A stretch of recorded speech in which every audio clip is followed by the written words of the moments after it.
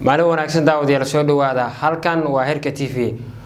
waxaan rabaa inaan idin wadaago xogo ku saabsan ciidamada dawladda federaalka Soomaaliya ee geesay magaalada Gaalkacyo ee gobolka Midowga halkaas oo isku haysto dawladda federaalka Soomaaliya iyo maamulka Puntland khilaafka ka dhaxeeya dawladda federaalka Soomaaliya iyo maamulka Puntland oo muddo dheer soo cagajeedaya ayaa markaan u muuqda in markaas dagaal isku arki doono sidoo kale muuqaalkan waxaad ku daawan doontaan maamulka Somaliland oo war ka soo saaray maxaabiis ay ka haystaan maamulka waqooyi bari Soomaaliya iyadoo xildhibaanadii ugu badnaa oo ka tirsan maamulka waqooyi bari Soomaaliya oo hogaamiyo Cabdulqaadir Cali Firdhiye ay ka goosteen waa markaas golay wakiilada ugu badnaa maamulka waqooyi bari Soomaaliya haddaba halkay ku sugayeen xiisada ka taagan maamulka waqooyi bari Soomaaliya iyo maamulka Somaliland muuqaalkan oo ku eegi doona soo dhawaada daawadayaal mar kale dib ayaan mar kale wada ugu soo laabanay saaxiibadana daawanayo muuqaalkan la gareeya meel leena gaasiya si aad u sheeg xogi ugu dambeeyay naga soo gaaro gudaha Soomaaliya aynu ku bilowno maamulka Puntland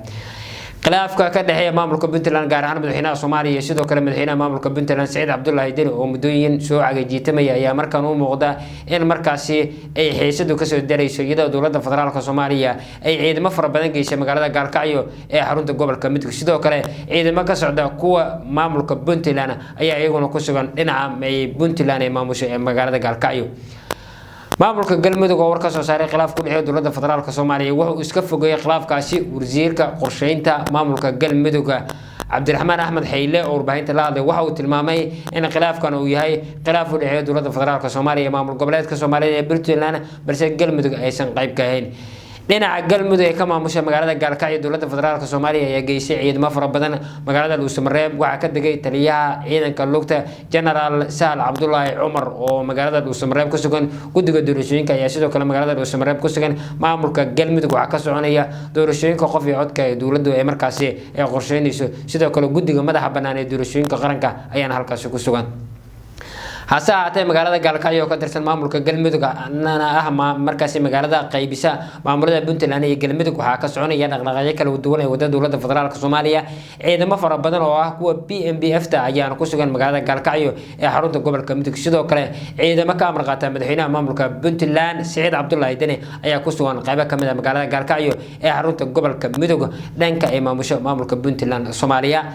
khilaafka ka dhaxeeya dawladda federaalka Soomaaliya iyo maamulka Puntland ayaa muddo soo cagajiitamay iyadoo taliyaha qaybta kontoni afraad ee ciidamada xoogga dalka General Jimcaale Jaamac Tagar oo dhawaan gaaray magaalada Garowe ee xarunta maamulka Puntland ana caasimada gobolka Nugaal oo halkaas oo ka wada kulamo kala duwan Cabdirashiid Jaran oo dhawaan hadlayay waxa uu sheegay in markaas khilaafkii ama wixii ka dhacay deegaanada Jubbaland ay markaas ay ahayd waxa xilligan ka soconaya magaalooyinka Puntland ee maamusho oo waa markaasi agagii lagu dagaalamay ee laaga ee markaas u dhow magaalada Boosaaso ee xarunta gobolka Bari ee maamulka Puntland Soomaaliya Saciid Cabdullaahi Deni oo dhawaan harkaha u jaray dawladda federaalka Soomaaliya ayaa hogaamiya maamulka Puntland khilaafkan lama oga halka uu ku dambeey doono balse dawladda federaalka Soomaaliya waxay doonaysaa in si awood ay ciidamada ku geyso magaalooyinka Gaalkacyo iyo sidoo kale magaalooyin kale oo u dhow xuduudda ay wadaagaan maamulka galmudug iyo sidoo kale maamulka Puntland Soomaaliya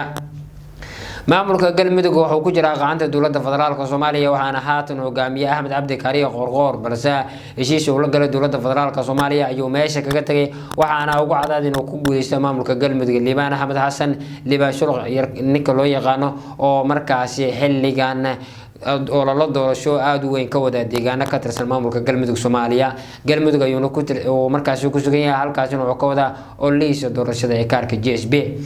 hase ahaatee khilaafka u dhaxeeya dawladda federaalka Soomaaliya iyo maamulka galmudug ayaa ah meesha ugu sareysa ee markaasi xilligan iyadoo markaasi magaalada Gaalkacyo ciidamo fara badan ee dawladda federaalka ee Soomaaliya ay geysay lama oga halka uu khilaafkan uu ku dambeyn doono balse dawladda federaalka Soomaaliya waxay doonaysaa in markaasi ay si awood ay ku gasho qaybo ka tirsan maamulka Puntland Soomaaliya halkaas in maamulka Puntland Soomaaliya si weyn ay uga soo horjeestay ciidamadii ka amar qaadanayay dawladda dhexe ee federaalka Soomaaliya ayuuna waa markaasi Saciid Cabdullaahi Deni si awood kaga saaray deegaano ka tirsan maamulka Puntland Soomaaliya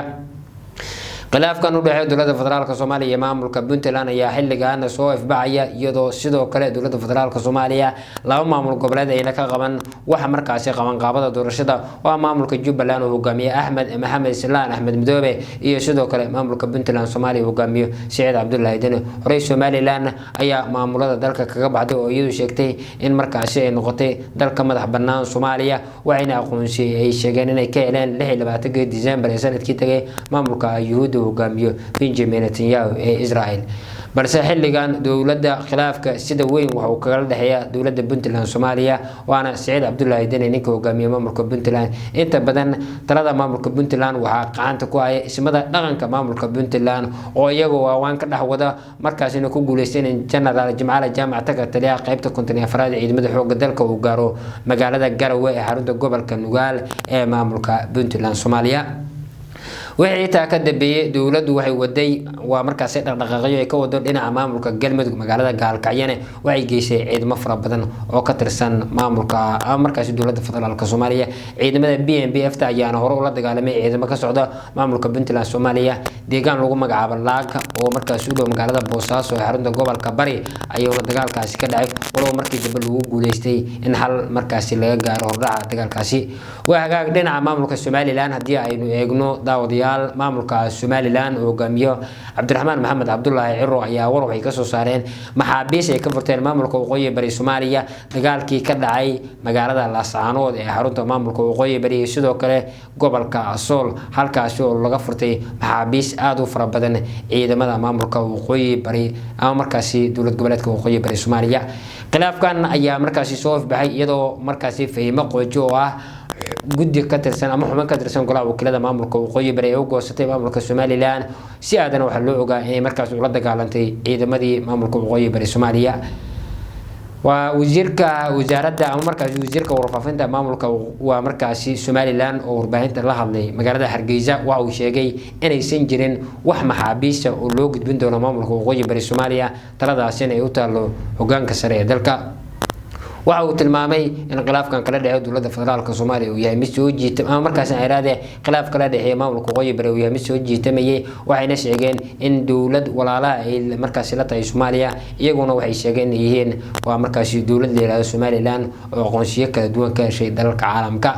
wasiirka wasaaradda warfaafinta maamulka Somaliland ayaana waxa uu ka hadlay arintan isagoo tilmaamay in markaas dabcan maxaabiistan ay iyagu ay gacanta ku ay doonaan ilaa markaas laga gaariyo xalka dambaysa oo markaas lagu heshiinayo sidoo kale maxaabiis maamulka Somaliland oo ku sugan yihiin maamulka Waqooyi Bari Soomaaliya Cabdulqaadir oo Cali Fadhiye hogaamiyaha maamulka Waqooyi Bari ayaana markaas ku sugan magaalada Laascaanood iyadoo xildhibaano badan ba iyo sidoo kale waa markaas guddi ka tirsan golaha wakiilada maamulka Waqooyi Bari ay u goosteen maamulka Somaliland xaaladda kala dhaxaysa maamulka Waqooyi Bari iyo maamulka Somaliland ayaana haatan u muuqata mid soo ifbaxaysa iyadoo markaas xaaladdu ay tahay mid cakiran balse lama oga halka ay ku dambeyn doonto khilaafkan ka soo cusboonaaday maamulka Waqooyi Bari Soomaaliya sidoo kale maamulka gobolada waqooyi ee markaas Somaliland loo yaqaano ee iyagu sheegeen ka go'an Soomaaliya 26 December ay sheegeen inay aqoonsi ka heleen maamulka Yuhuudda oo hogaamiyo Benjamin Netanyahu